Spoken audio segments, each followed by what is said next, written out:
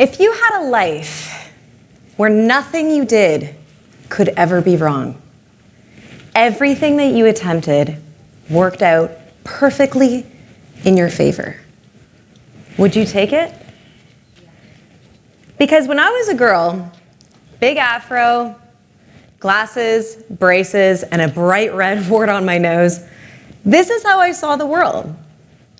I was too over-friendly and naive to recognize that the kids were laughing at me, not with me. I was also too carefree to remember all the homework I left in my locker on the day before. I was also too free-spirited to remember I had a test the next day. As long as I had a lunch, a tree to lean on at recess, and the approval of my parents and teachers, nothing could ever really be wrong.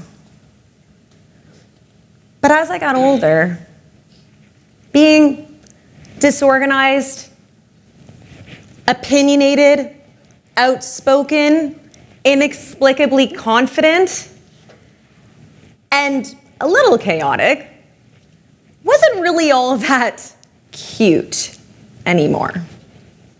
In fact, it's actually my fatal flaw.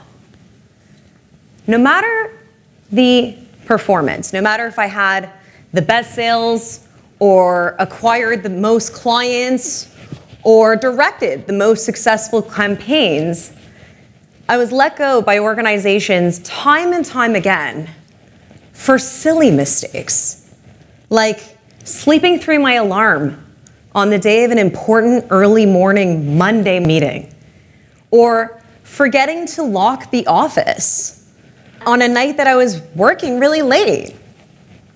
One bad move, and I was out the door.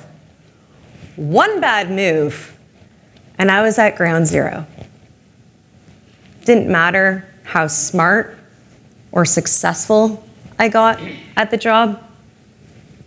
Something had to go wrong, and that something had to be me. It cut me up in every way. It felt like I was pushing and pushing and pushing to get that stability, but the lack of stable employment, the lack of stable mental health, put me in a position to believe, actually convinced me to believe, that I was too difficult, too disorganized, too impossible, and too incompetent for this world and everyone in it. The lack of stability in my mental health and employment forced me to look outside of the window in the room that I stayed at in Canada's largest mental health hospital, convinced that this was really all there was for me. And being a patient is the only thing I'll ever become. I had this loop in my head constantly telling me over and over and over again how I was difficult and that everything was just impossible. And the good thing about hitting rock bottom is that it forces you to make a choice that can save your life. I had a choice of either defining my value, my worth, my potential as a human being,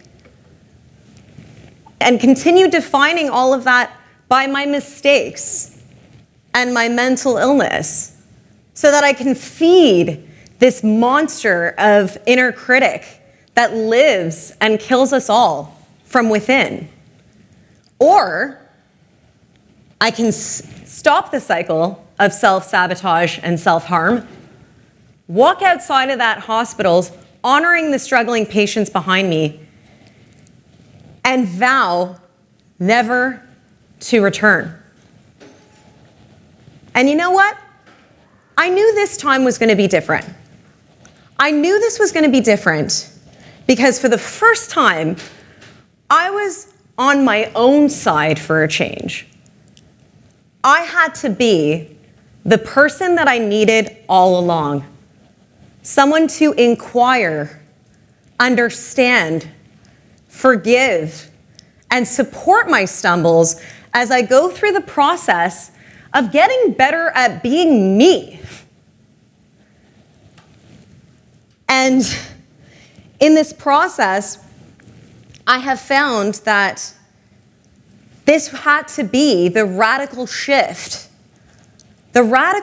away from seeing failure as my greatest enemy to my greatest teacher and ally. And you know what? When I follow the breadcrumbs of all my failures, I scream a huge, resounding thank you.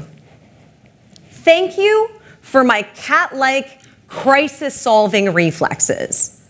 Thank you for the layers of skin that I've acquired over the years, making me endlessly resilient. Thank you for closing all the doors I could have walked through that would have kept me away from the life that I'm living right now.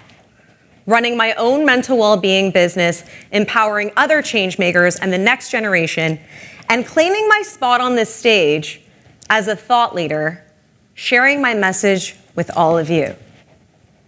You see, my friends, the truth is, we actually never fail. There are no accidents. This is not a life of win some and lose some like our society suggests. We can reframe that. We can live a life of win some or learn some. Because if we're learning, we're never losing. So I want you to try something with me right now. The next time that you fail, instead of saying, I failed, or why do I always fail, or why am I a failure, ask yourself, why did this fail? Not why did I fail? Because over-identifying ourselves from our failures is exactly what this monster inner critic wants. But we can choose. We can choose to be curious, not critical of our missteps, so that we can deepen the understanding we have with ourselves. And when we do, we're able to actually manufacture and create systems, patterns, habits, routines that safeguard our success and maintain our well-being.